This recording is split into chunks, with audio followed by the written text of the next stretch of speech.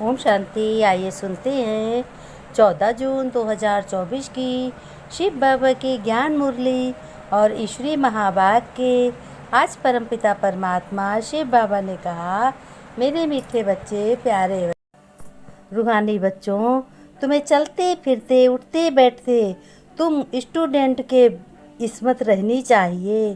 तुम्हें याद रहना चाहिए कि हम भगवान के स्टूडेंट हैं, कि हमारा बड़ा बाबा ही वंडरफुल है। भगवान ही हमारा सबसे वंडरफुल है। परमपिता जितना बड़ा बाबा उतनी शिक्षा भी बड़ी बेहद की देते हैं। सिर्फ ये भी अंदर में याद रहे तो मन मना भव ही है। लेकिन बच्चों, कोई कोई बच्चों से माया बहुत गलत कराती है। आँखों में ऐसी धूल झोंकती है जो भगवान की पढ़ाई को भी छोड़ देते हैं। ध्यान रहे, यह पढ़ाई ही तुम्हारे साथ चलनी है। पढ़ाई छोड़ दी तो बाप को भी तुम भूल जाओगे, कि भगवान को भूल जाओगे। तुम बच्चों, मीठी मीठी बच्चों को अब अच्छी रीत पुरुषार्थ करना है। 16 कला संपूर्ण बनने के लिए याद की बहुत मेहनत करनी है। देखना चाहिए तुम्हें कि हम किसको दुख तो नहीं देते। तुम तो बच्चों सुखदाता बाप के बच्चे हो। अब तुम्हें बहुत गुलगुल बनना है, बहुत अच्छा बनना है। बच्चों, इन आँखों से जो कुछ भी गलत देखते हो, ये सब कब्र दाखिल होना है। इसको मत याद करो। सबसे ममत्व मिटा दो, उनकी तरफ ध्यान भी ना जाए। गलत बातों की तरफ तुम्हें एक बाप को याद करना है, उन्हीं को देखना। मीठे मीठे बच्चों, मंजिल बहुत ऊंची है और माया का प्रभाव भी कम नहीं है। माया भी ज़बरदस्त है। तो फिर भले तुम कहाँ भी बैठे रहो, लेकिन बुद्धि में अपने बाप की याद करो। भगवान की स्थापना के कार्य में बाप का मददगार बनना है। जास्ती मदद करने वाले बच्चों को जरूर बाप जास्ती प्यार करेंगे, बहुत प्यार करेंगे। बाबा ने कहा, मीठे बच्चे, अंतर तुम याद रहे तुम्हें कि हमारा बाबा बाप भी है, टीचर भी है, तो सतगुरु भी है। ये तुम्हें बहुत ही याद होना चाहिए। बहुत मन से याद करना चाहिए अपने पिता को। प्रश्न में बाबा ने पूछा, माया की धूल जब आंखों में पड़ती है बच्चों, तो सबसे पहली गफलत कौन सी होती है? उत्तर में बाबा ने कहा, बहुत ध्यान से सुनो बच्चों उत्तर को, क्योंकि तुम्हारे काम बहुत आएगी ये पढ़ाई। माया पहली गफलत कराती जो पढ़ाई को ही छोड़ देते हैं। भगवान पढ़ाते हैं, ये भूल जाते हो तुम लोग। बाप के बच्चे ही बाप की पढ़ाई को छोड़ देते हैं। यह भी वंडर है ना? नहीं तो बच्चों, नॉलेज ऐसी है जो अंदर ही अंदर खुशी में नाचते रहे। परंतु बच्चों, माया का प्रभाव कोई कम नहीं है। वह पढ़ाई को ही छुड़ा देती है। पढ़ाई छोड़ी माना एब्सेंट हुए। पढ़ाई छोड़ी जानो गंदगी में गिरे। पढ़ाई छोड़ी जानो तुम सब कुछ भूल गए, अपने पिता को भी भूल गए। बाबा ने कहा, रूहानी बच्चों, रूहानी बैठ बच्चों को समझाते हैं। उन्हों को तो होता है जिसने कुछ कम समझा। कोई बहुत समझदार बच्चे होते हैं। बच्चे जानते भी हैं कि ये बाबा तो बहुत वंडरफुल है, ये तो बेहद का बाप है, ये भगवान सब कुछ है, भगवान के हम बहुत नज़दीक हैं। परंतु अंदर में बच्चे समझते हो, ये हमारा बेहद का बाबा भी है, बेहद का टीचर भी है और बेहद की शिक्षा देते हैं। तो बच्चों, आदि सृष्टि के आदि मध्य अंत का राज स्टूडेंट की बुद्धि में तो होना ही चाहिए।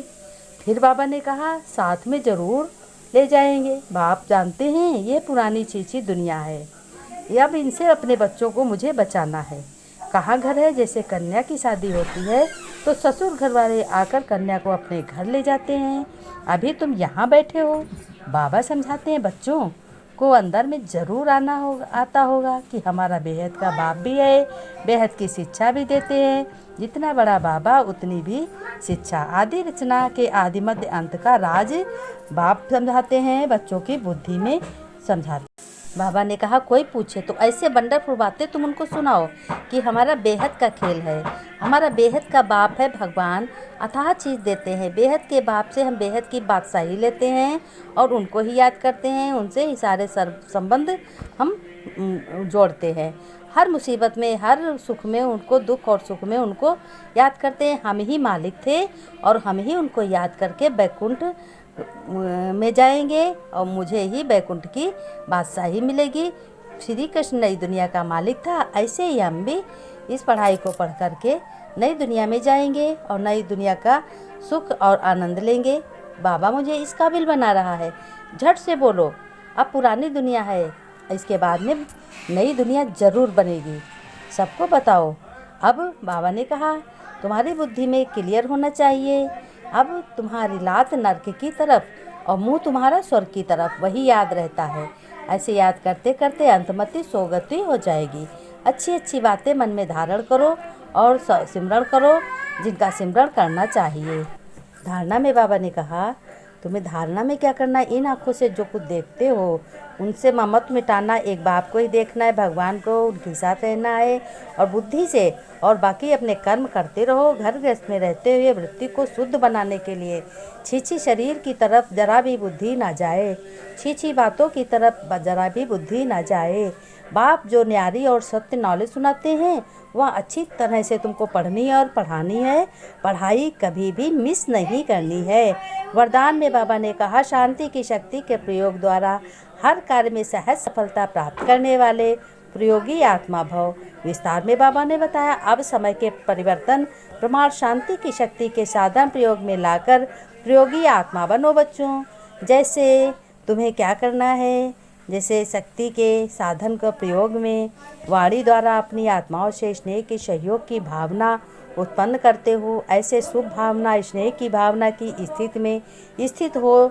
दीपक को जगा दो, ऐसे आपकी शक्तिशाली शुभ भावना औरों को में सर्वश्रेष्ठ भावना उत्पन्न कराएगी। इस शक्ति से स्थूल कार्य में भी बहुत सहज सफलता प्राप्त कर सकते हो, फिर सिर्फ प्रयोग करके देखो। स्लोगन में बाबा ने कहा कि सर्व का प्यारा बनना है तो खिले हुए रूहानी गुलाब बनो। रूहानी गुलाब मुरझाओ नहीं, तुम्हें हमेशा मुस्कुराते खिले हुए रहना है। घर गृहस्थ की संभाल करते हुए प्रभु के प्यारे और न्यारे बनना है। प्रभु का घर है, प्रभु के हम हैं, प्रभु के बच्चे हैं, सब कुछ प्रभु का है। प्रभु का हम रोज़ रोज़ सभी कुछ यूज करते हैं। बाबा ने नमस्ते की हम रूहानी बच्चों की, रूहानी बाप दादा को की याद प्यार नमस्ते नमस्ते गुड मॉर्निंग बच्चों। बच्चों ने नमस्ते की हम रूहानी बच्चों की, रूहानी बाप दादा को याद प्यार नमस्ते नमस्ते गुड मॉर्निंग बच्चों। बाबा ने कहा प्यारे बच्चों तुम्हें इस घर में अपने परिवार को बहुत ही संतुष्ट से रखना है और अपने परिवार की संभाल करनी है। कभी रुष्ट नहीं करना, किसी को दुख नहीं देना है, क्रोध नहीं करना है।